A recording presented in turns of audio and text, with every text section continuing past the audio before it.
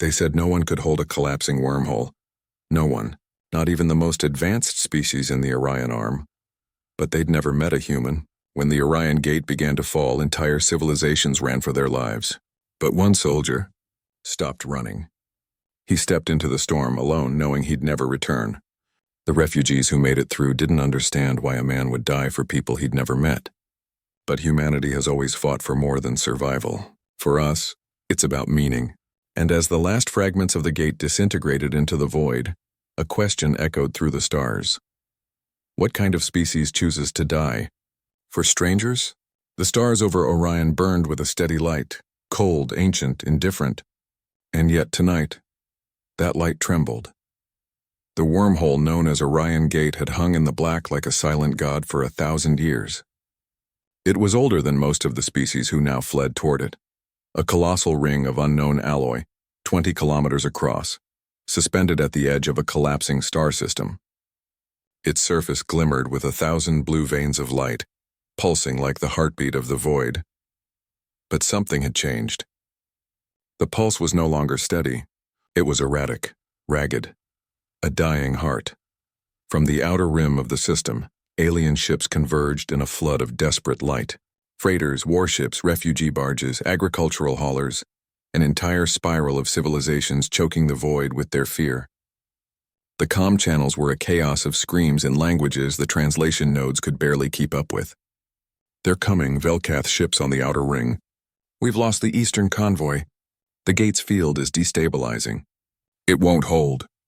In the command deck of the human carrier Vigilant Dawn, Captain Elias Rain watched the sensor display with the steady calm of a man who had seen too many endings. Green dots vanished one by one like candles snuffed out. The enemy was drawing closer, not in scattered formations but in a perfect cold arc. Velkath warcraft moved like an algorithm made flesh, silent, coordinated, merciless. The humans were not supposed to be here anymore. They'd been offered passage through the gate hours ago like the other races, but they'd refused, because someone had to stay behind.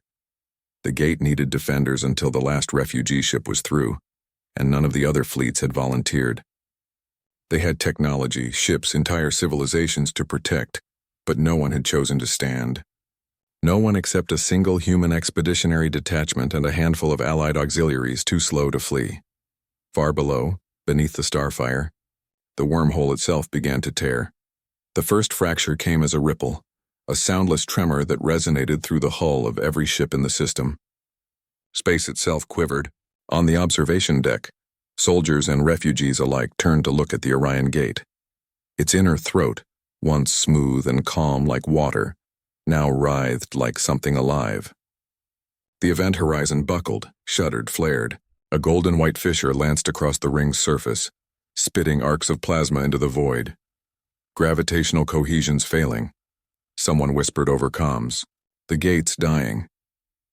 No one said the other truth. If the gate died before the evacuation was complete, millions would die with it. Entire species would be trapped on the burning edges of this system, where the Velkath would come like a tide. Elias turned from the display and stepped onto the deck. The young ensign at the navigation station stiffened as if gravity itself had increased. He wasn't tall or broad, just a man carved in lines of worn discipline. His face held the quiet weight of someone who'd stopped expecting to live long ago. "Status?" he asked. The ensign's voice cracked. 53% of refugees through, sir. Another 12 convoys inbound. Gate field instability at 38%. It's getting worse. Elias nodded once. He didn't waste breath on panic. And the enemy? Outer sensor net confirms contact. 35 Velkath destroyers, no. 40 now. The crew's silence thickened like frost. 40 enemy ships against 12 human vessels. Even calling it a fleet felt like a joke. But no one spoke of retreat. No one had to. There was nowhere to retreat to. Outside the human carrier, the evacuation unfolded like a storm of light and desperation. Sleek Creel bioships, all organic bone and fluid membrane, darted through the shimmering throat of the gate. The Darun flotillas came next, their crystal hulls burning with reflected starlight. Then the heavy haulers, hulking refugee barges carrying families, archives, seeds of worlds that would never be seen again. Every alien species had its own way of running. Some moved in organized convoys. Others fled in broken clusters, shrieking over comms. A few transmitted prayers into the black. Only the humans held formation, their destroyers locking into a crescent wall between the gate and the advancing enemy. They weren't the largest fleet. They weren't the most advanced. But they were the last ones standing between a fleeing galaxy and annihilation. Inside the ship, the artificial gravity trembled again. Bulkheads groaned like an animal in pain. Another fracture tore through the gate's outer ring, this time visible even to the naked eye. A spiral of light twisted out from it like the flare of a wounded sun. Elias walked to the forward viewport. From here, the gate looked like a dying star haloed in blue fire. For the briefest moment, it was almost beautiful. Then the beauty collapsed into dread. "Captain," came the voice of Commander Leora Han from Tactical, steady but tight. "The Creel fleets have cleared the zone. We've got 3 more convoys inbound from the outer ring. Estimated time to arrival, 17 minutes. And the Velkath?" 15. A cold smile touched Elias's lips. "Then we hold for 17. Leora stared at him, eyes hollow but blazing with something fierce. "Aye, sir." The Velkath ships emerged from the darkness like a geometry that shouldn't exist. Their hulls were black, starless, absorbing light rather than reflecting it. Each vessel moved in perfect sync with the others, a swarm of cold intelligence. No broadcasts. No emotion, just a silent hunger to erase. Their opening salvo tore through the void like surgical lightning. 3 alien haulers ending too slow, too close to the outer rim, disintegrated before their distress signals could finish transmitting. Elias didn't blink. Engage. The human fleet surged forward, not away from the gate, but toward the enemy. 12 against 40. It wasn't strategy. It was math written in blood. The first clash was blinding.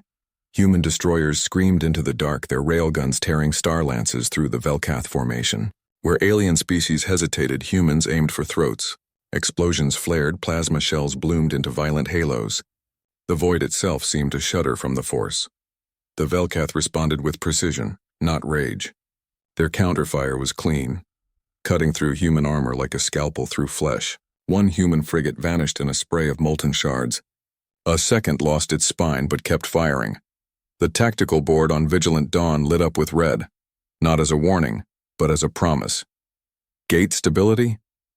Elias barked. 29% came the answer. "It's accelerating, sir. Collapse projected in 40 minutes. Elias closed his eyes briefly. 40 minutes. That was all they had to hold. 40 minutes for 12 convoys. 40 minutes to keep a galaxy alive. 40 minutes before the void swallowed everything. Down on the civilian decks, refugees watched the human ships through reinforced windows, streaks of silver and gold carving fire into the night. Many of them had never seen a human before. Fewer still had ever understood them. Why stay? They wondered. Why not run? The Creel had calculated their chances of survival and fled. The Darun had abandoned entire colonies to save their archives. But the humans, a young species, barely 3 centuries into the stars, had chosen to face the storm alone. They did not fight because they expected to win. They fought because someone had to. And somewhere deep in the fabric of the collapsing gate, something seemed to respond. The wormhole's unstable light twisted toward the human fleet, almost as if the gate itself was watching them. On the command deck, the lights flickered.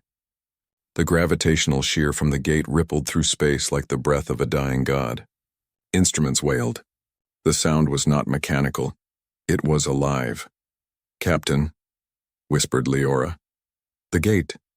It's starting to resonate with the Velkath field. It's like it knows." Elias didn't respond immediately. His gaze was fixed on the gate. For a moment, a brief, impossible moment, he felt something.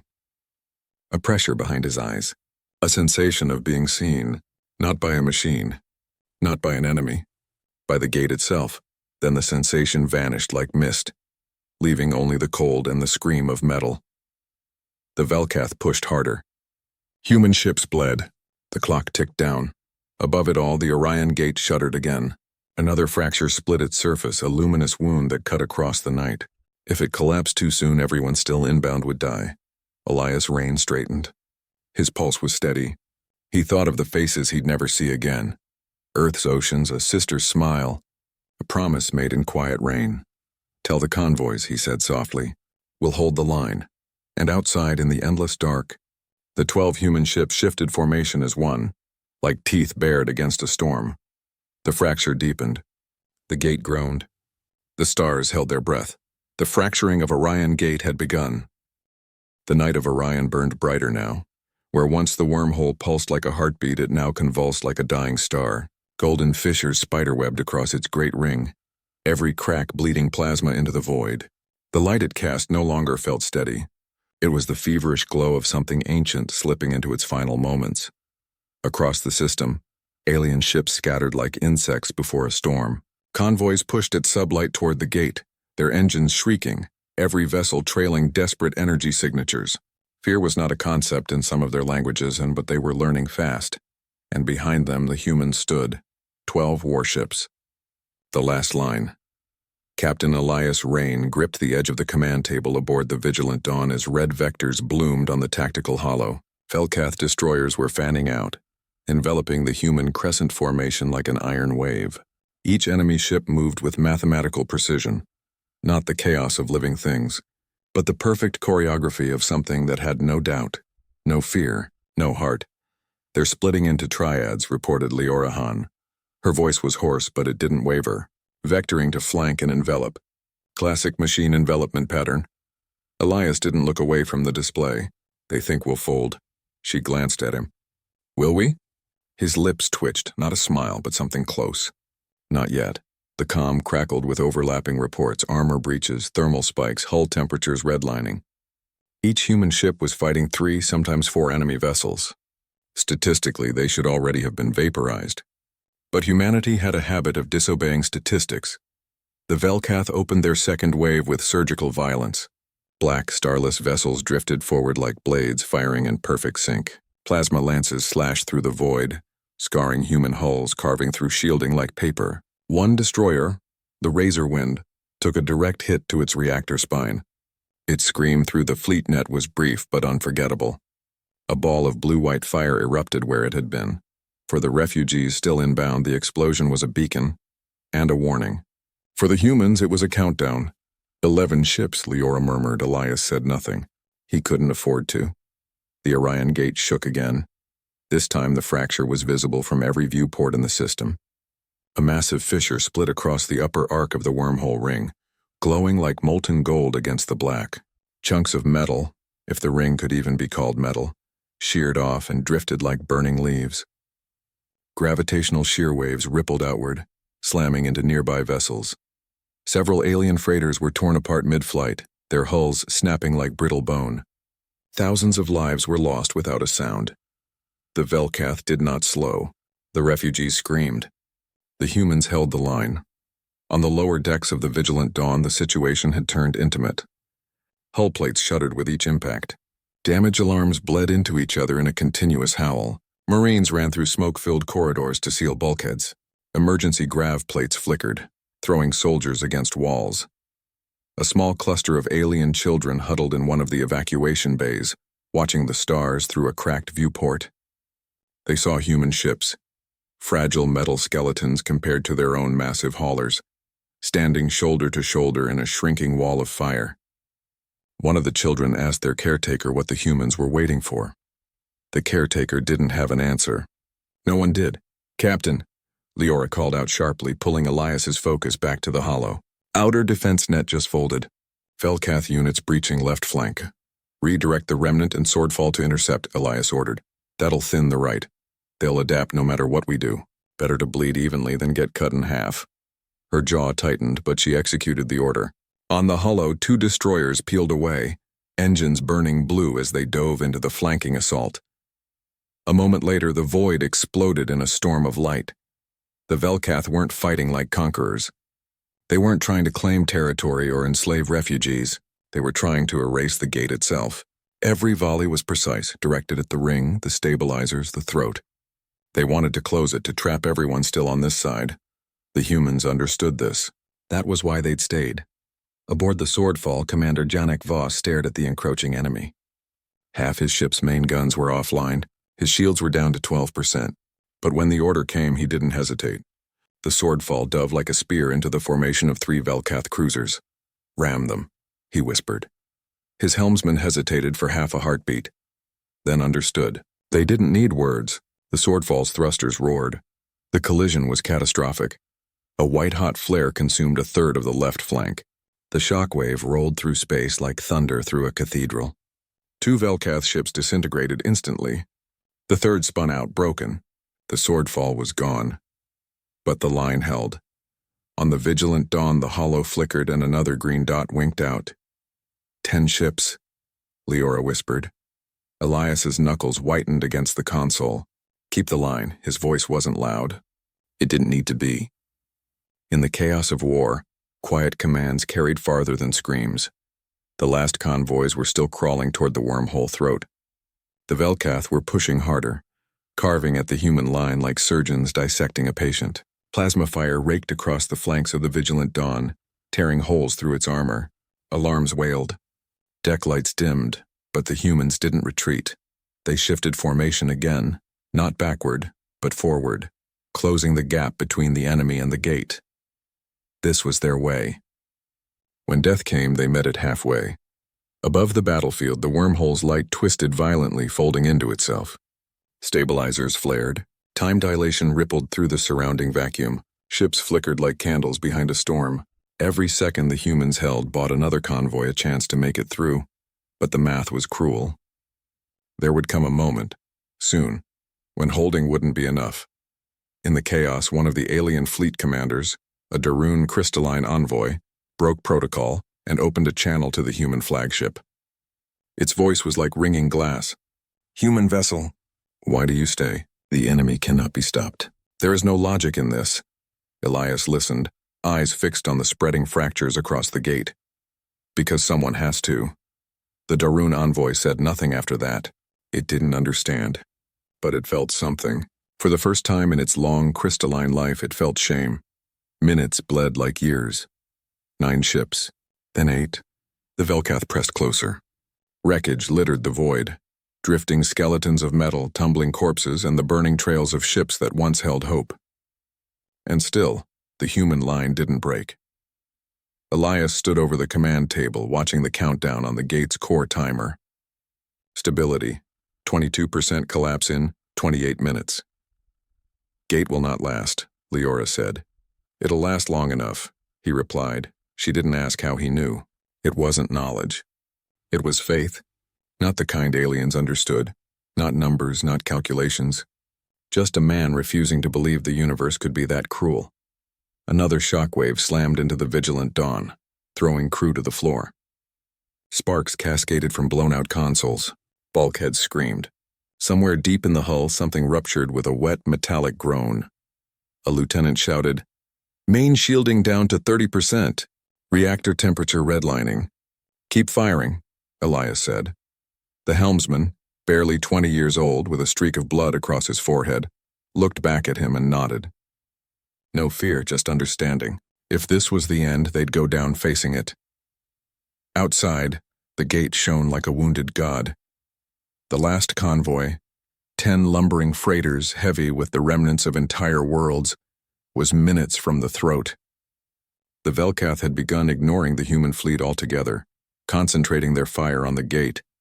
Elias understood then. There would be no retreat. No reinforcement. No miracle, only time. And how much of it they could buy. "Captain," Leora whispered, standing beside him now. "If we fall back, some of us might make it through. If we stay..." Her words hung between them like drifting ash. Elias turned to her slowly. He didn't look like a hero, just tired, but there was steel in his eyes. The kind forged in quiet places where no one watches. "We stay." The fleet net lit with acknowledgments. No hesitation, no speeches. Just men and women who had already made their peace with death. When the Velkath closed in for the final push, the human fleet answered with a wall of fire so fierce it lit up the fractured night. Railguns roared. Plasma lances carved arcs through the void. Explosions painted the black in furious gold. For a brief, impossible moment, the humans pushed them back. 8 ships, 7, 6. Each one fell not silently, But with teeth bared, in the refugee convoys, alien eyes watched through fractured viewports as the last human ships vanished into light. They didn't understand why a species would bleed for strangers. But as the convoys crossed the wormhole threshold, one truth echoed through the frightened fleets. The humans didn't run. They never ran, and the gate, though screaming, cracking, dying, remained open a little longer. Elias Rain stood on the bridge of the vigilant dawn, lit by burning displays and collapsing stars. The line had held, but he knew what came next. "Prep the core access route," he murmured. Leora stared at him. "You're going down there." Elias didn't answer. He didn't need to. Outside, the Orion Gate burned brighter than ever. The last line had held, but the cost had only just begun. The universe has a sound when it dies. Not a scream, not silence, but a deep, trembling hum, like a wounded heart still trying to beat. That was the sound pulsing through Orion Gate. The wormhole, once a radiant bridge of swirling blue fire, had fractured into jagged veins of light. Its gravity flared and buckled, folding reality around it. Metal screamed as the gate's colossal rings tore at their own structure, glowing with the heat of cosmic collapse. Captain Elias Thorne stood before that chaos, armor blackened and cracked, the air around him alive with static and the scent of burning ozone. He was alone now. Behind him, the final shuttle vanished into the distortion, carrying the last survivors of 3 civilizations: the Valen, the Syrics, and the humans. More than 100,000 souls. Safe for now. He should have gone with them. The mission was to escape, not to stay. But the stabilizer core had failed. Without manual control, the wormhole would implode, devouring both ends, erasing not just the gate, but the colony world beyond. And so, Elias stayed. The Valen engineers had begged him to flee. The Syrics commander had screamed in disbelief. "Why would you die for this?" she'd said. "There is no honor in extinction." Elias hadn't answered. He just looked at her, a calm, tired smile on his lips. Now with the shuttles gone and the gate tearing itself apart, that smile was gone. Only the hum remained. He placed his hand on the stabilizer console. The field was flickering, pulsing weakly like a fading heartbeat. He could almost feel it calling him, like a dying child asking to be held. Elias breathed in, slow and steady. "All right," he whispered. "Let's hold it together." He redirected his armor's power core into the gate's control system. The exosuit trembled, systems overloading, lights dimming one by one.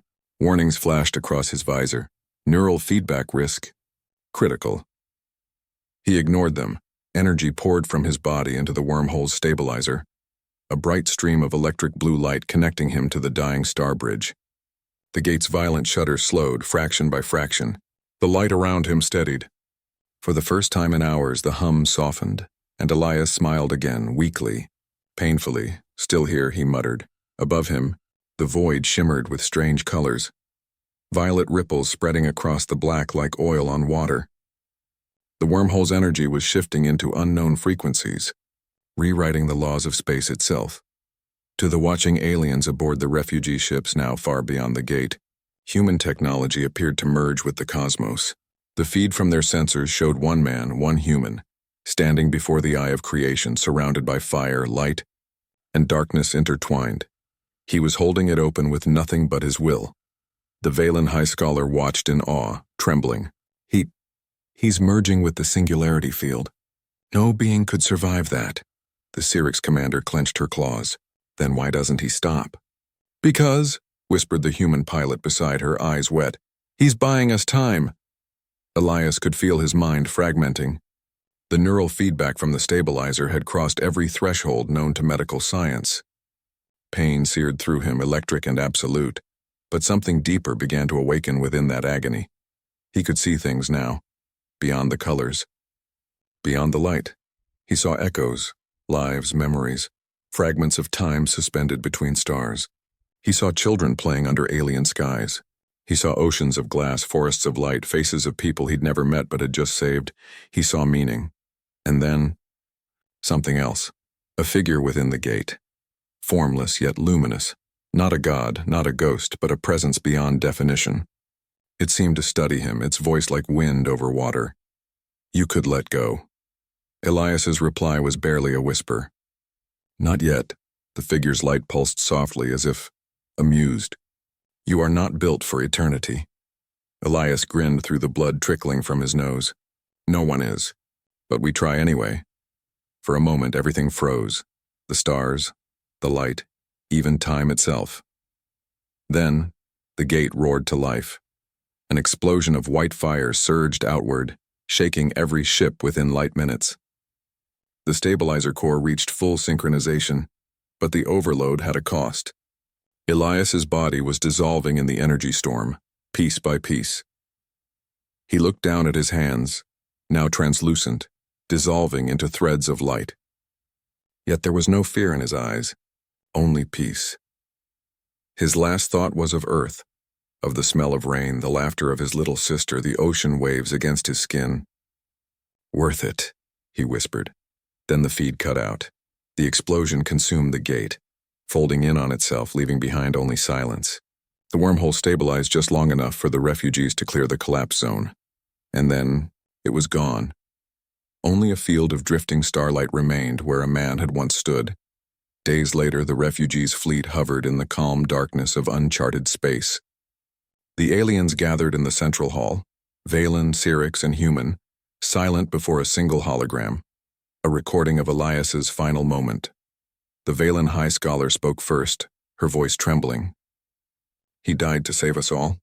Even though most of us were not his kind, the Syrinx commander bowed her head. Among my people, death is for the clan, for the bloodline. He died for strangers. I cannot understand it, the human pilot whispered. That's what makes us us. And for the first time in galactic history, 3 species, divided by language, war, and biology, stood in a moment of shared silence. Above them, the new star born from Orion Gate's collapse shimmered, a small pulsing blue light. They named it Thorn's Star. They didn't know that somewhere beyond their sensors. A faint echo still lingered, a fragment of consciousness drifting between the quantum filaments of reality. A voice, soft, human, still here, veered there alone, anchored to the last operational stabilizer tower, staring into the storm. Behind him, the last convoy of refugee vessels crawled toward the gate's threshold. Thousands of alien civilians, none human, fled their dying worlds. They didn't understand the man who had stayed behind to hold the storm open. They couldn't. To them, self-sacrifice was a myth whispered in fear, a thing done only by gods or fools. But humans had a long memory of fire. Inside the command hub of the collapsing structure, the air had gone thin and metallic. Emergency systems moaned with a dying frequency. Artificial gravity flickered, alternating between sudden crushing weight and dizzying freefall. Only one voice remained on the open comm line, a soft, deliberate breathing pattern, the kind soldiers learned when every inhale might be their last. "Raman," said Lieutenant Maya from the evacuation cruiser, her voice breaking through static. "You're past the window. You need to come through. Now." The captain didn't reply, not with words. He looked at the holographic display attached to his wrist. The stabilizers were bleeding power at an exponential curve. One more surge and the entire ring would collapse, taking the wormhole with it. If the wormhole died, the refugees, 12 ships of terrified, desperate lives, would be trapped in a war zone with nowhere to go. The enemy fleets were already burning through the Orion sector like a tide of black flame. They'd be slaughtered in hours. He placed his hand on the last stabilizer core. It thrummed beneath his palm like a living heart. Far beyond the ring, inside, the lead refugee vessel Kalen 7, alien eyes stared at the human on the external feed. The Kelthir had no word for what he was doing. Their species understood survival.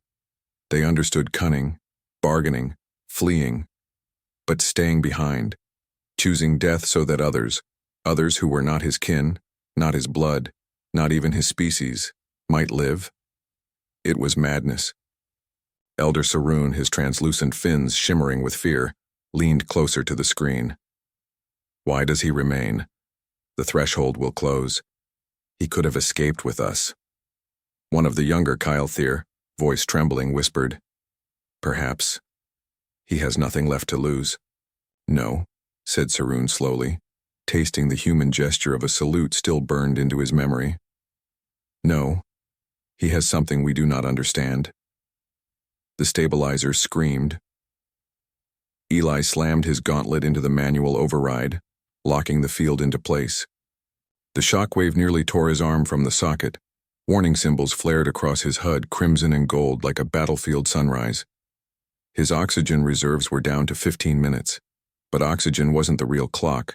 The real clock was the singularity. It was unraveling. He could feel it, not through instruments but in the marrow of his bones. A strange low-frequency hum that crawled through his nerves, a sound older than language.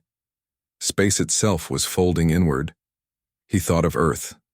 Not the polished domes of New Geneva, but the smell of wet soil after rain in Karachi, his grandmother's garden, the call to prayer echoing through humid dusk. He remembered the way light fell on rooftops just before night. That, more than anything else, steadied him. In the dark of space, faith didn't come with rituals. It came in breaths. It came when a man stared into the abyss and whispered, not because someone might answer, but because silence was unbearable otherwise. Eli didn't pray to be saved. He prayed to finish. He looked at the wormhole and whispered beneath his breath, "Let them make it through." On the Kalen 7, Saroon's second-in-command hissed, "The singularity will crush him when it collapses." "Yes," the elder answered. "Then why?" "Because," Saroon said, his voice trembling like glass. "He believes something we do not, that strangers are worth dying for." And in that moment, something ancient shifted in the Kyle-Thier elder's chest, not belief, but doubt.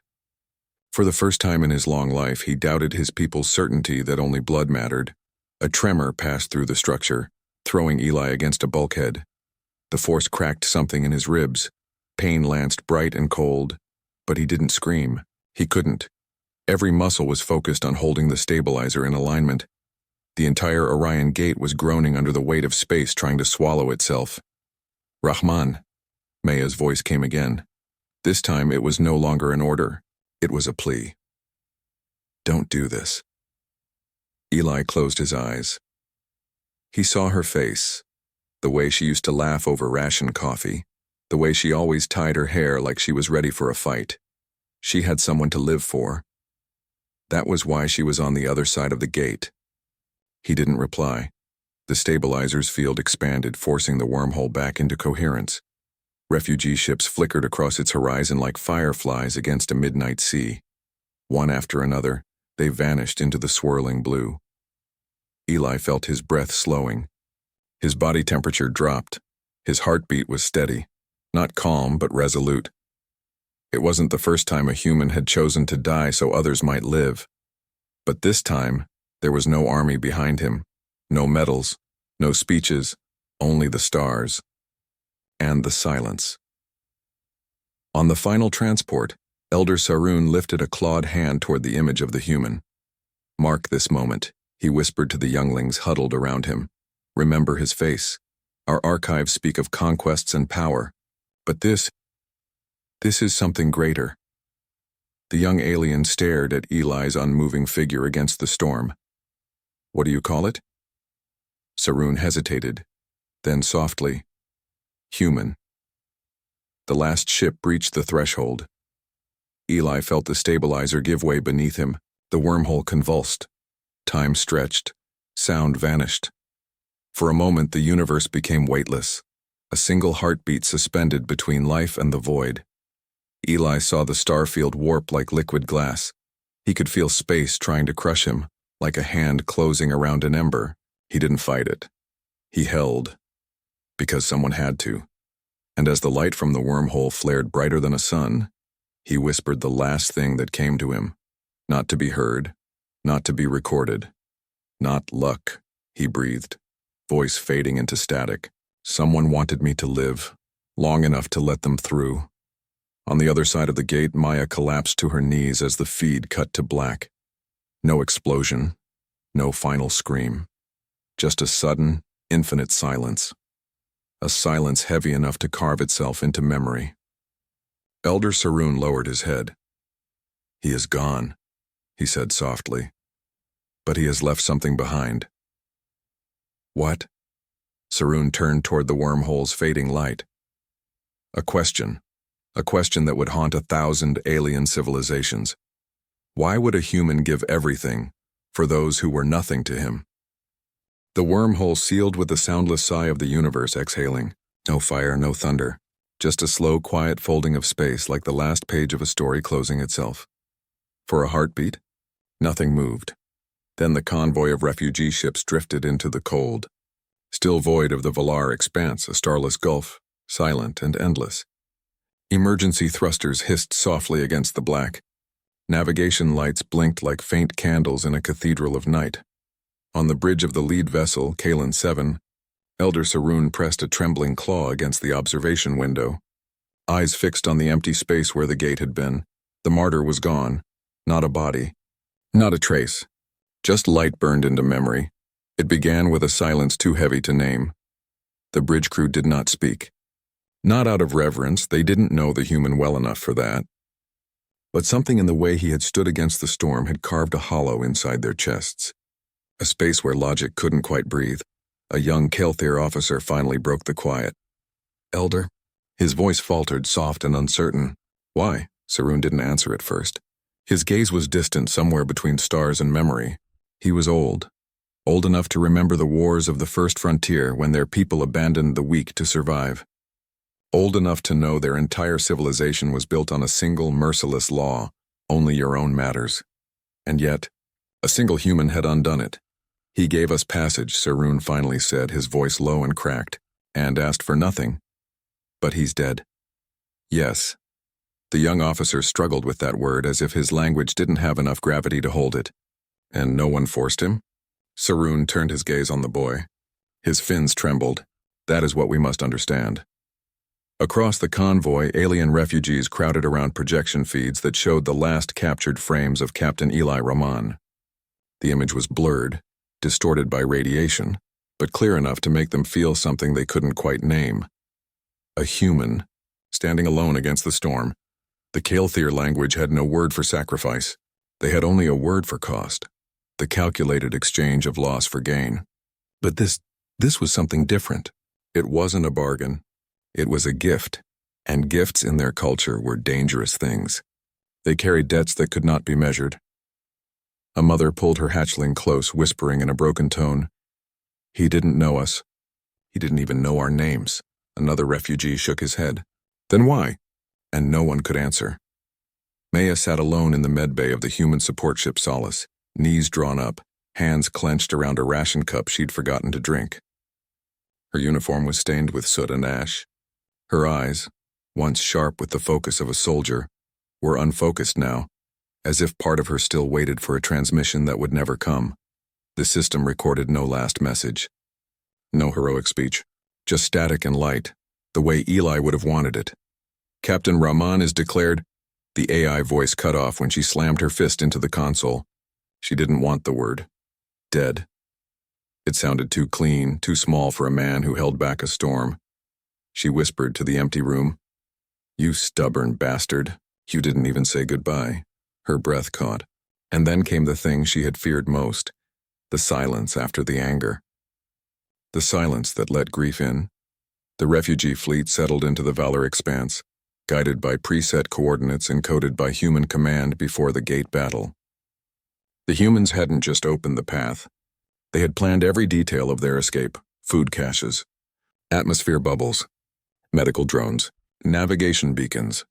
Everything was arranged for a people who weren't even theirs. For the Kelthir, this was incomprehensible. Back on their homeworld, if a village fell, the cities didn't help. If a ship burned, no fleet turned back. There were no alliances outside bloodlines. To help strangers was to waste what little one had. Yet the humans had built entire strategies around saving others. Some whispered fearfully that this was a trap. Others argued it was pity. But deep inside, in the quiet corners of their hearts, a small spark of shame began to burn. A gathering formed on Kalen 7, elders, officers, surviving scholars. Sarun stood at the center, an old warrior who had never feared an enemy fleet, but feared the silence this human sacrifice had left behind. "He has unsettled us," a council member hissed. "Our people look at his image as if he were a god." "He was a soldier," another spat. "Nothing more. Flesh and bone." Sarun's gaze hardened. "And yet he did what none of us would have done." Murmurs rippled through the chamber. The Kelthir prided themselves on strength, on ruthless clarity, but that clarity cracked like thin ice before the memory of a man who died for strangers. "What are you suggesting, Sarun?" someone challenged. "That we become like him?" The elder lowered his head slowly, the gesture alien but heavy with weight. "I am saying we must decide what kind of people we want to be when someone like him stands against the storm." Silence. And in that silence, for the first time in generations, the Kelthir Council had no answer. Meanwhile, on the Solace, Maya stood at the observation deck, hands pressed to the glass. A black expanse stretched before her, so vast it felt like it might swallow everything human ever built. She remembered Eli not as the captain who held the gate, but as the man who argued with her about the best instant coffee brand, the man who hummed old songs under his breath during maintenance shifts, the man who, when she was bleeding on the sands of Ophiuchus 9, whispered, "I won't leave you." She felt the ache sharpen. But beneath it there was something else, a current, deep and steady. Pride. He hadn't died for nothing. He had held the line, and the universe would remember, even if it hated the reminder. Whispers spread through the convoy, first like drifting ash, then like wind-catching flame. The human, the martyr, the one who held the sky. What began as a single image in a comm feed became a story, mutating, growing, passing from one ship to another. The refugees added fragments, details, embellishments. They spoke of how his armor glowed like a star, how his voice shook the storm. Some claimed he stood on the gate's surface without fear. Others said he smiled before the end. The truth no longer mattered. Eli Rahman had become a legend, and legends are dangerous things. The Kelthir Council met again, this time in secret. Fear lined their voices. "If they start believing in him, they will forget us," one elder hissed. "A human myth will shape our people," another countered. "Then maybe they should. Our ways led us to ruin. His gave us survival." Arguments grew hot and sharp, words slicing like knives. They were not just debating a man, they were debating the future. Outside the chamber, children traced Eli's symbol, his unit patch, into the frost on the viewports. Mothers told his story to hush their hatchlings at night. For the first time, their people were uniting around something that wasn't fear, around a stranger, around a human, and somewhere in that quiet, Sarun whispered to himself, "They will call him a savior, but he was not a god. He was just human." Maya lifted the captain's insignia from the black case in front of her. Regulation dictated it be sent to Earth, but something in her gut resisted. The Kelthir were already carving his story into their bones, maybe. Maybe they needed it more than Earth did. She turned toward the empty expanse, whispering to the stars. "They'll never understand why you did it. But they'll feel it." She didn't realize she was crying. The convoy burned silently toward the nearest star cluster, carrying with it not just a rescued people, but a seed. A small, dangerous seed that would grow into something much larger than a single man. For the Kelthir, history had always been about survival. Now, it might become about meaning, and humanity, without lifting another finger, had already changed them. At first it was just a story whispered on drifting ships, a broken chain of memories, half-truths and static, a human soldier standing alone at the edge of a collapsing wormhole holding the universe open with his hands. But legends do not stay small. By the time the Kelthir convoy reached the neutral rings of the outer axis, the tale of the Martyr of Orion Gate had already slipped from the mouths of frightened refugees into the ears of traders, mercenaries, and data couriers. Within days it spread through black market networks like light through shattered glass, and with every retelling, the man became larger. In a cantina on the mining world of Drain 4, a reptilian trader raised his cup, voice slurred by fermented pulse grain. They say the human stood at the mouth of a star and did not blink. Across the table, a Sarai mercenary snorted. "A lie, no one does that." The traitor leaned closer. He didn't just stand there, he held it. The gate collapsed, but the ships escaped. 12 of them, full of Kael'thir refugees. The mercenaries' mandibles clicked uneasily. No one gives their life for strangers. Not even Sarai, not even gods. That's what makes it terrifying, the traitor said, lowering his voice. He did. The table fell quiet. On the diplomatic stations of the Argon Collective, the story took another shape. Here it was not told with awe, but with fear. Admiral Shore watched the projected footage stolen from Kael'thir archives. A single human, no fleet behind him, no demands for tribute, holding a collapsing wormhole long enough to save thousands of alien lives. The alien council chamber murmured like a disturbed hive. This is unacceptable, hissed one of the counselors. They are not supposed to do this. They're humans, Shore replied slowly, folding his hands behind his back. Their entire history is unpredictable. It is not unpredictability, another counselor spat. It is contagion. This myth will spread.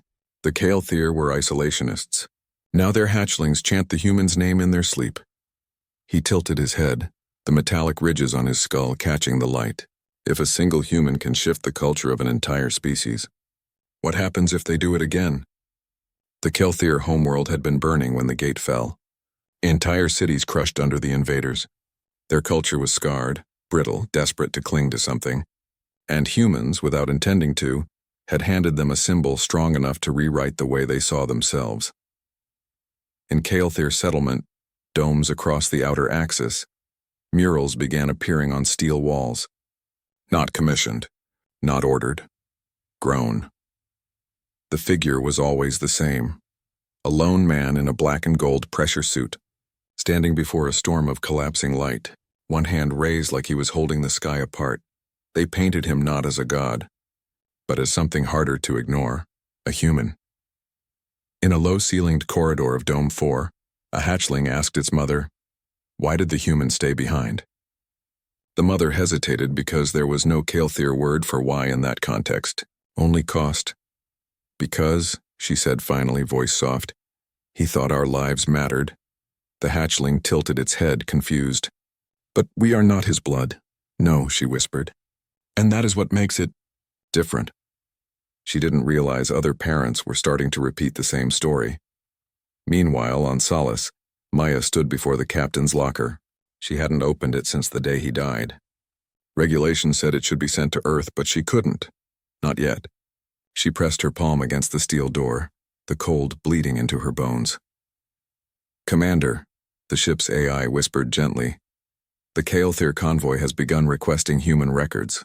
Poems, history archives, songs. They're calling it the Martyr's Earth." Maya froze. "What?" "They are asking for more of your kind." She exhaled slowly, almost laughing through her grief. "Of course they are. Even in death, Elias Rain was doing what humanity had always done best, leaving fingerprints on the souls of others." In the Kael'thir Convoy Council, panic cracked through the leadership. Sarun stood against it like an old tree in a storm. "They sing his name," a military officer growled. "Children who once recited the creeds of bloodlines now chant Eli. We're losing control." "No," Sarun said softly. "We're gaining something we never had." The officer slammed a claw against the table. "We are Kael'thir, not human, not savages who throw their lives away for strangers. And yet," Sarun whispered, eyes narrowing, "a savage saved our kind." Silence. Sarun leaned forward. "For generations we told ourselves that strength is found in blood. But a stranger showed us strength we've never known. The people feel it. They're hungry for something more." Far across the stars, on a human colony world orbiting Beta Crucis, the news reached Earth Command. A young lieutenant burst into the briefing room, eyes wide. "Sir, the Kael'thir, they're building a shrine." Admiral Harper raised a brow. "To who?" The lieutenant hesitated. "To Captain Elias Rain." For a moment no one spoke. Then the admiral leaned back, exhaling. "God help us. Not because it was wrong, but because it was powerful." The galaxy had seen humans as dangerous, stubborn, chaotic, but not holy. And holy things change everything. Weeks passed. The murals became sculptures. The sculptures became rituals. Refugee children touched their foreheads to carved steel plaques, whispering words they didn't understand but felt in their bones. "He stayed so we could live." Merchants began selling martyr charms, tiny metal figurines of a human holding the storm. Pilots painted his emblem on their ships. Soldiers who once fought for Kael'thir bloodlines began carrying patches with his name on their armor. This was no longer just remembrance. This was identity. And identities are the seeds of revolutions. In the core of Kael'thir High Command, the old guard watched with growing dread. "He is not one of us," one of the generals hissed, "and yet he leads our people from the grave." Sarun's eyes glimmered in the half-dark. That's what humans do. They lead not because they demand it, but because others choose it. Then this must be stopped. Sarun shook his head slowly. It's already too late. Among the refugees, a quiet movement began. Not formal. Not planned.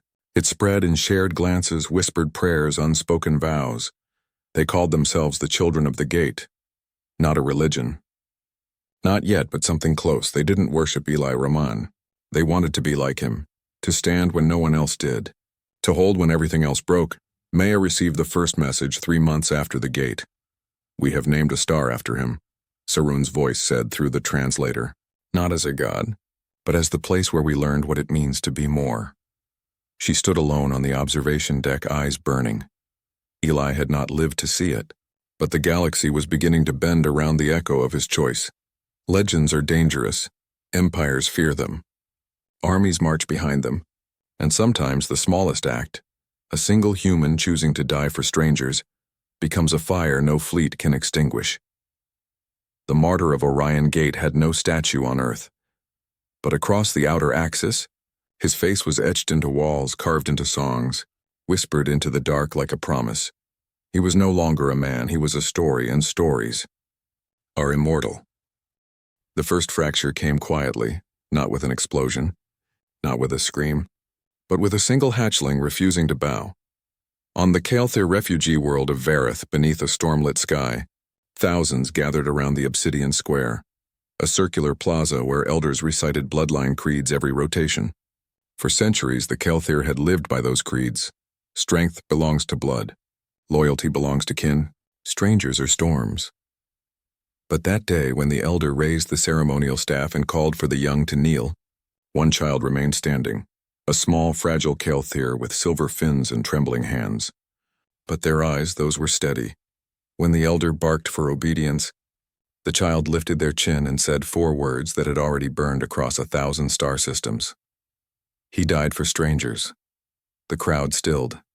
Even the storm quieted for a heartbeat, and something inside the Kael'thir people cracked.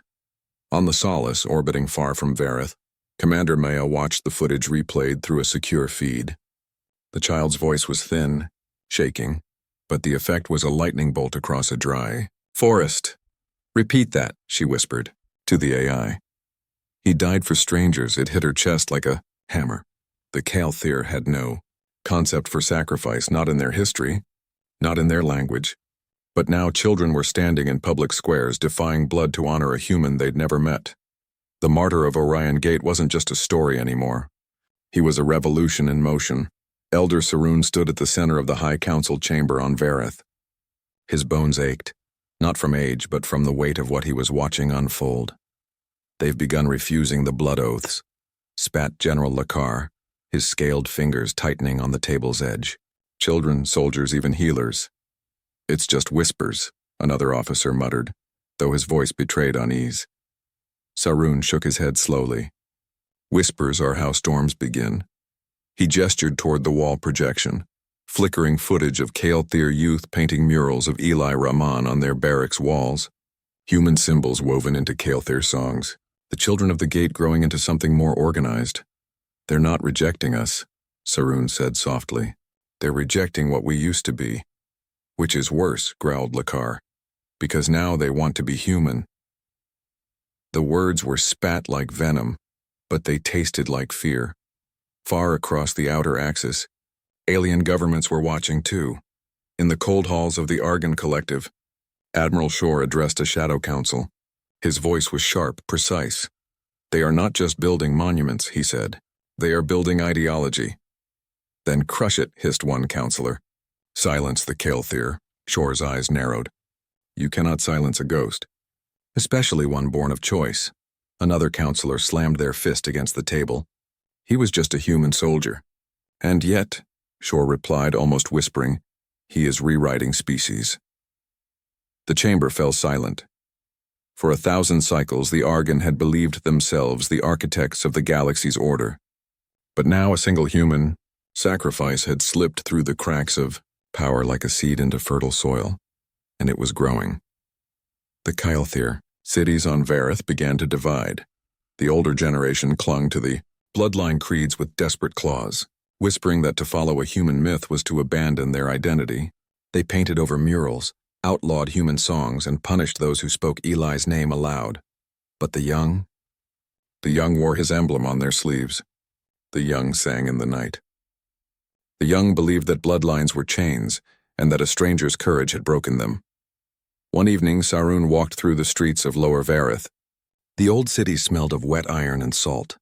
In an alley lit by blue street lamps, he saw a group of hatchlings gathered around a stolen datapad, watching archived footage from the gate. Their faces glowed in the light as Eli Rahman stood alone before the collapsing wormhole. Their fins fluttered with something the Kylthir had no word for: hope. The elder watched them in silence, the ache in his chest spreading, not pain, but something worse, a fragile, dangerous tenderness. He had spent a lifetime preaching that strength was for the blood, but these children saw strength in a stranger, and perhaps they were right. The first act of rebellion wasn't a riot. It was a song. In the great blood hall of Vareth, where for generations only the names of ancestors were spoken, a group of young Kylthir stepped forward during a bloodline ceremony. Before the elders could speak, they began singing. The melody was human. Old Earth war songs, translated into the broken, halting syllables of the Kylthir tongue. It wasn't beautiful. It was raw, but it was enough. The guards hesitated to intervene. The old priest screamed for order, but the sound grew louder. The crowd joined in, and something sacred to the old ways fractured. Maya watched from orbit as the reports came in. Unauthorized gatherings, cultural contamination, symbolic rebellion. The Kylthir government was calling for containment. Some factions wanted human contact severed completely. And yet, the people kept whispering Eli's name like a prayer. She touched the captain's insignia she still carried, the metal warm against her skin. "You're not even here," she whispered, voice rough. "And you're leading them." She didn't know whether to cry or smile. Admiral Harper of Earth Command stood before a hollow map showing the outer axis burning, not with war, but with ideas. "This is getting out of control," a strategist warned. "Alien governments are accusing us of cultural subversion." Harper rubbed his temples. "We didn't do anything." A bitter laugh from the room. "Exactly. That's the problem. One dead soldier is causing more disruption than a fleet ever could." Another general leaned forward. "This could be an opportunity." Harper's gaze snapped up.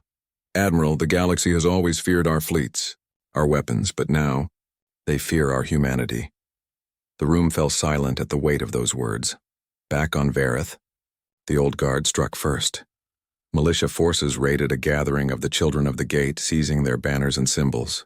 The elders broadcast a declaration: "No stranger defines the Kylthir."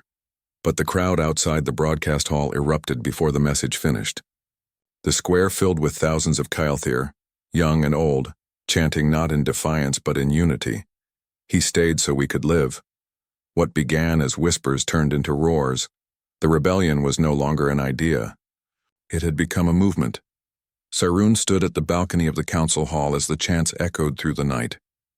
Torches flickered, banners waved. In all his long years, he had never seen his people united like this, not by fear, not by blood, but by something far stranger. Something more dangerous, a human choice. "Eli Rahman," Sarun whispered to the night sky, "you've broken us so that we might become something new." Far away, Maya received Sarun's encrypted message. "Your captain's name has become a sword and a lantern." "We cannot control what comes next. No one can." She sat alone, the stars burning cold beyond the glass. She could almost hear Eli's voice, steady and calm. "Then let them choose, Maya. That's what makes us human. Revolutions are not born in palaces. They are born in whispers, in children refusing to kneel, in stories that outlive their tellers." And somewhere in the storm that was coming, the galaxy was beginning to understand. Humans don't conquer by force alone. They conquer by being remembered. The last wave of the alien convoy disappeared through the fractured wormhole with the silent grace of desperation. The wormhole was no longer a tunnel. It was a storm, a shrieking hurricane of bent spacetime and devouring gravity. Every pulse of its instability burned through the emergency stabilizers like acid through silk. Commander Elias Ward's exosuit groaned against the pull, plates straining, servos screaming beneath the load of keeping the event horizon open.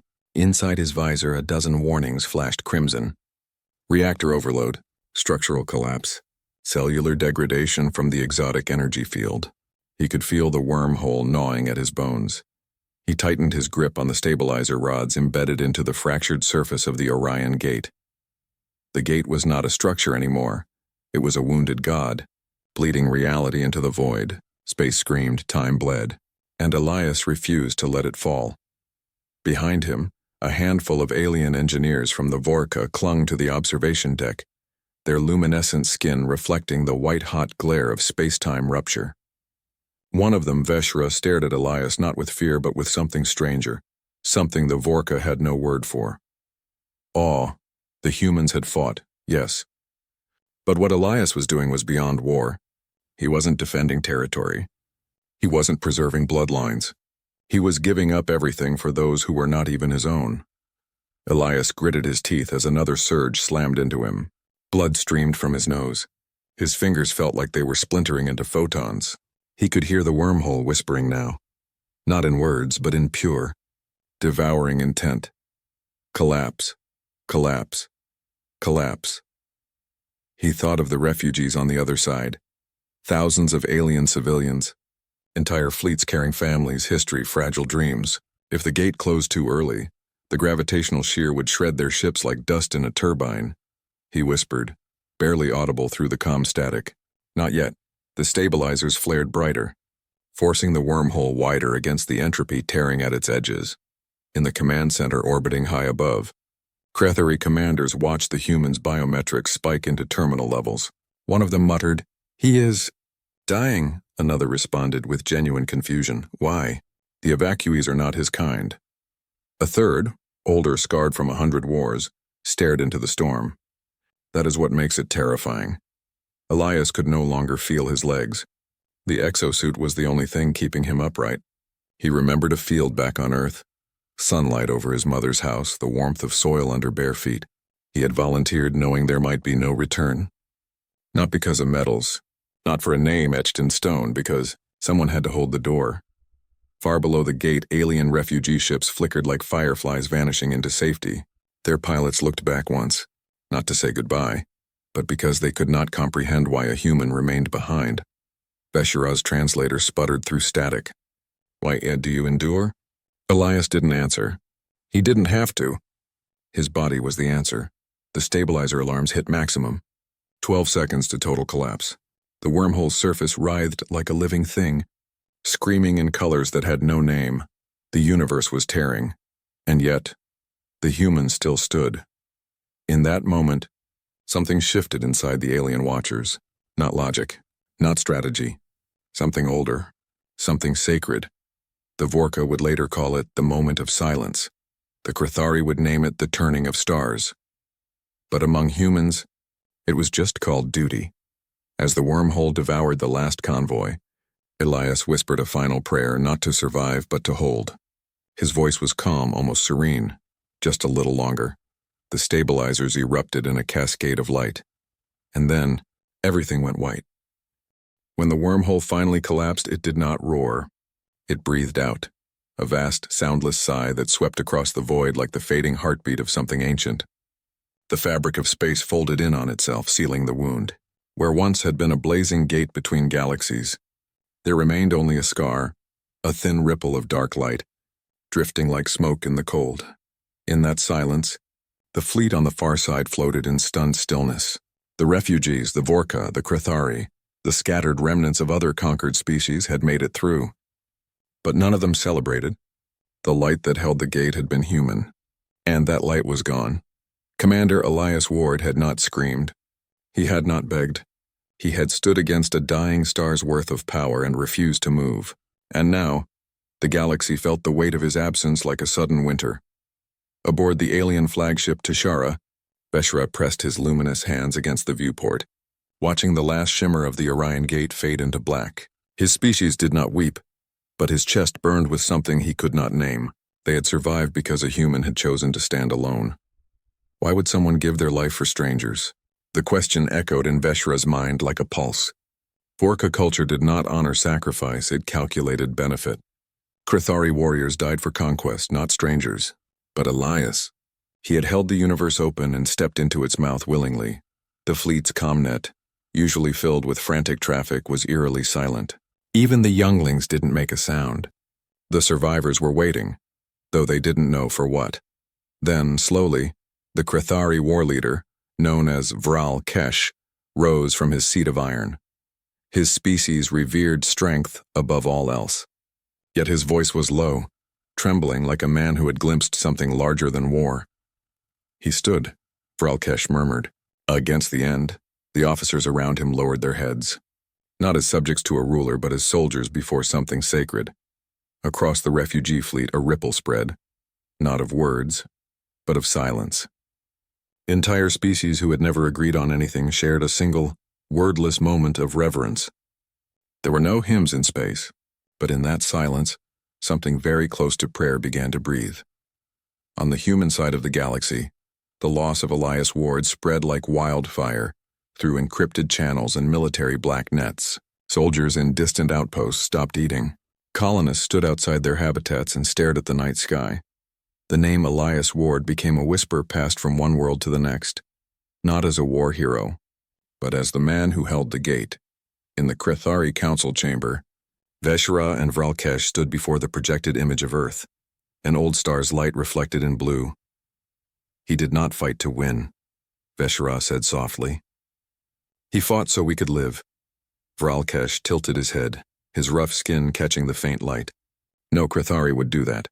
No Vorka, no anyone. No, Veshra whispered. Only human. The two species stared at the blue world. They had studied humans for their unpredictability, their brutality, their stubborn refusal to die. But this was something different. A human had given everything, not for profit, not for empire, not even for his own kind, for them. Among the refugee flotilla, small things began to change. Vorka children traced human insignias on bulkhead walls. Krithari soldiers laid their weapons on the floor for 1 minute of stillness before duty. No decree commanded this. No priest ordained it. It was born from a silence too vast to ignore. And deep within their new staging system in the orbit of a cold sun, a decision began to take shape. The aliens would build a monument not of marble or metal but of starlight itself. A single beacon in the void, forever facing the place where Elias Ward had stood. They called it the Orion Vigil. Yet far from them, in a place between light and void, something stirred. Elias Ward's last breath had been torn from his body at the exact moment the wormhole imploded. For most beings, that was the end. But humans had a way of defying endings. In the aftermath of collapse, fragments of quantum stabilizer arrays and his exosuit floated in a gray, weightless nowhere, a pocket between universes. Elias lay motionless in the storm's ghost, his body suspended like an ember in ash. He could not move, could not speak, but he existed, and in that impossible stillness something else watched him. Not alien, not human, something older. The silence was no longer empty. It listened. Elias's last thought had not been fear, it had been a whisper. Just a little longer. And the void answered. Silence became a shape. Not the kind of silence that follows death, but the silence that precedes creation. The hush between breaths when the universe decides whether to continue. Commander Elias Ward floated inside it, suspended in a place that was not space, not time. His body was burned, shredded by gravitational shear. Yet something held him together. Around him stretched a boundless horizon of shifting light, like the inside of a collapsed star, where physics whispered rather than shouted. Fractals shimmered like cathedral windows built from starlight. Streams of quantum data wove themselves into constellations. Every heartbeat echoed like a hammer striking creation. But Elias wasn't breathing. The last beat of his heart had ended minutes, hours, centuries ago. Time didn't mean anything here. He should have been ash scattered across nothing. Yet a faint glow radiated from his chest, where his reactor core and his human heart had once shared the same rhythm. Then came the presence. It had no face. No shape. It was not an alien, not a god, not anything that could be named. It moved like gravity, spoke like wind through a dying sun. Human. The word did not travel through air. It unfolded inside him, bypassing language, threading directly into the quiet part of his soul that still believed in something beyond flesh. Elias tried to speak, but his throat didn't work. So the thought answered instead. Am I dead? The presence pulsed like a star collapsing inward. Not yet. He tried to remember Earth, his mother's house. The gate, the storm, the faces of thousands of alien refugees, their ships streaking through light as he held the impossible open. They lived. The thought was warm. Not triumphant, not proud, grateful. They lived because you chose the fire. He wanted to ask what this was, what it wanted. But the presence didn't feel like it wanted anything. It simply was. It pressed deeper, not invading, but listening, searching for the thing that made a fragile creature of carbon choose to burn itself alive for strangers. And then, softly, like a prayer remembered in darkness, Elias thought, someone had to hold the door. The presence stilled. Something vast shifted in that silence. Not awe, not confusion. Something closer to curiosity. Your kind dies. For those not your own? Yeah, Elias thought. That's what we do. Others kill for dominion. Your species dies for faith. Not faith, he answered, as his heartbeat flickered like the ember of a dying star. Choice. The presence did not understand, but it listened. It pressed closer, and something impossible happened. The collapsing light around him stopped shrinking. Instead, it bloomed outward like a star-going supernova, except this light didn't destroy. It remembered. It mirrored him. Where his blood should have been, light flowed. Where his bones had shattered, they were rewritten in shimmering lattices, not healed, transformed. We cannot create what you are, the voice said, not with envy, but with something approaching reverence. But we can carry you forward. And then the void opened its hand. A lattice of energy enfolded Elias's form, weaving the fractured pieces of his exosuit into something new, lighter, sharper, alive. It fused technology, memory, and something far older than human engineering. His eyes opened, not with breath, but with purpose. The starless silence around him shivered as the presence spoke one last time. You held the door, now. Hold the stars. Light consumed him. On the other side of the galaxy, months had passed. The Orion Vigil hung above the new refugee world, a colossal monument built from fragments of the gate. Thousands gathered beneath its glow every cycle. Vorka, Krithari, and others united by something none of them had a name for. They lit no candles. They spoke no prayers. They simply stood in silence facing the void. That silence was their shared language now. Among them, Veshra stood before the beacon. He had replayed the collapse over and over in his mind. He had tried to understand the human. He never could. But something in him had changed. A species raised on logic was learning reverence. Then the vigil flared. Not the programmed glow. Not power surge, a pulse. A heartbeat. Refugees gasped. Krithari warriors dropped to their knees. Instruments screamed with impossible readings. Gravitational echoes radiating from the collapsed gate coordinates. Something was coming through that should not exist. Far above the planet, Krithari sensor arrays caught a flash in deep orbit. A shape emerged from the scar of the Orion Gate, drenched in light, trailing fragments of broken time behind it. It wasn't a ship. It was a man. Elias Ward drifted into real space. Not his flesh, not his ghost. His body glimmered like a star wearing armor, every breath a ripple through gravity. His heart pulsed in rhythm with something far greater than himself. The galaxy had called him dead. The void had called him forward. And now the man who held the gate had returned. The stars trembled when Elias Ward returned. He emerged from the scar in space like a storm wearing the shape of a man. His body was no longer bound by the fragile limits of flesh alone. It was laced with something older, something woven from the silence between galaxies. His heartbeat echoed through the void like a slow, thunderous drum. Each pulse bent starlight, Each breath rippled through the dark. The refugee fleets that had fled through the Orion Gate drifted silently in orbit around their new homeworld. Millions stared upward as the Orion Vigil, the monument they'd built in reverence to a dead human, flared to life. Golden light poured from it like liquid dawn. Alarms screamed across Krithari ships. Vorka priests froze mid-chant, and then their sensors confirmed the unthinkable. The light was moving. The light had a heartbeat.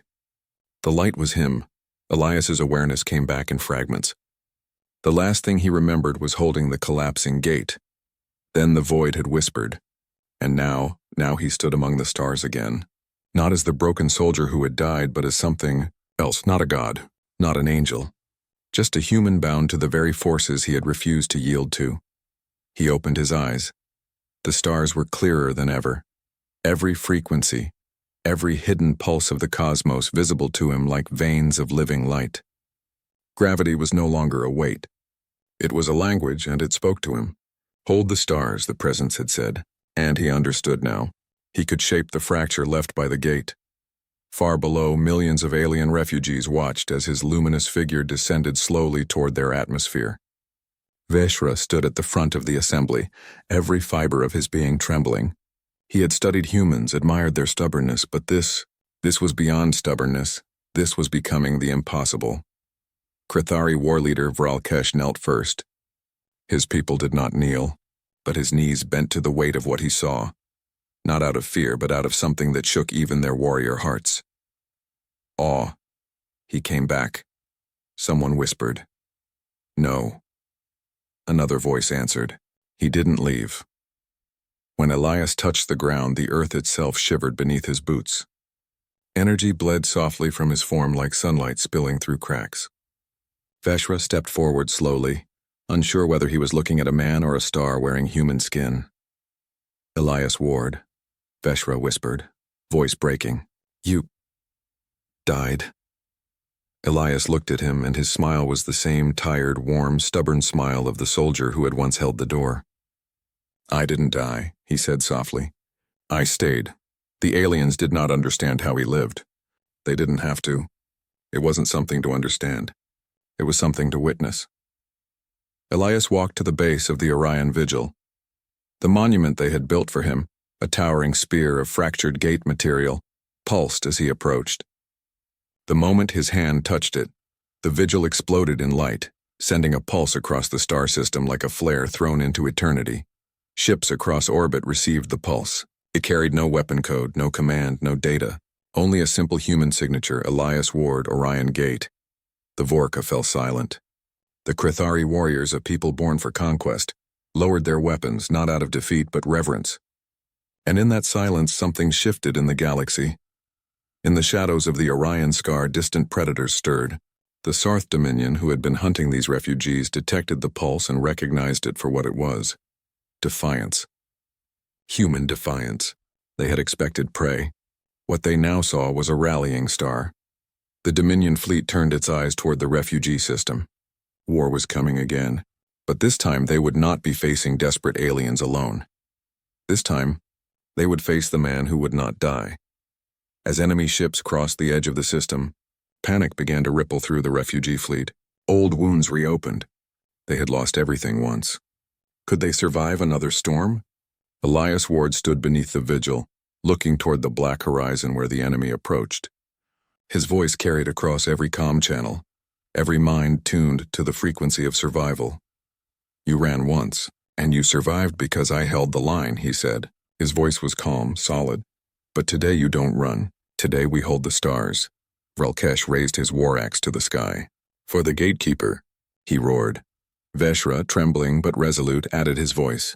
For the light that stood alone. And then, for the first time in their fractured histories, the refugees, Vorka, Krithari, and others, answered together. For humanity. The Dominion fleet dropped out of warp like a storm. Hundreds of black ships darkened the stars. Elias raised his hand. The scar of the gate behind him responded. The void remembered him, and where once had been nothing, light gathered, curving, spiraling, becoming something new. The Orion Gate opened again, but this time, it wasn't a fragile bridge. It was a weapon, a fortress, a star born of sacrifice. Elias stepped into the sky, wrapped in the light the void had given him. His body cut through vacuum like fire through winter. The enemy fleet loomed ahead, but he was no longer alone. 1,000 refugee ships ignited behind him, 1,000 hearts burned with the light of one human's choice. The battle that followed would be written in the histories of a dozen species, not as a war of conquest, but as a war of remembrance. The Dominion struck first. Elias answered with starlight, their weapons carved through darkness. His will bent the battlefield itself. Refugee ships, once fragmented and afraid, fought as a single storm under his lead. Forca engineers turned old transports into living cannons. Krithari warships charged like wolves under a burning moon. And through it all, Elias Ward burned like a lighthouse in a black sea. When the Dominion flagship fell, it wasn't because of overwhelming power. It was because they realized, too late, that they were fighting something they could not calculate. Something they could not break. A human willing to die once, and willing to stand again. The enemy scattered. The stars fell quiet once more. In the aftermath, the refugees stood beneath the glowing vigil, their world safe, their fear dissolved into reverence. Elias walked through their ranks not as a god, not as a king, but as a man who had chosen to hold the door. And then the stars. Veshra approached him slowly. "You could have left us behind," he said softly. Elias looked up at the night sky, at the scar that had once killed him. His voice was almost a whisper. That's not what humans do. In the centuries that followed, the Orion Accord would become a new beacon of unity. The Orion Vigil remained standing, not to glorify one man, but to remind a galaxy of one truth. Humanity's strength was not in empire, not in conquest, but in its capacity to stand alone, so others wouldn't have to. They would call him the gatekeeper of Orion. But in his own heart, he was still just Elias Ward, a soldier who once whispered in the dark, just a little longer. And the stars had listened.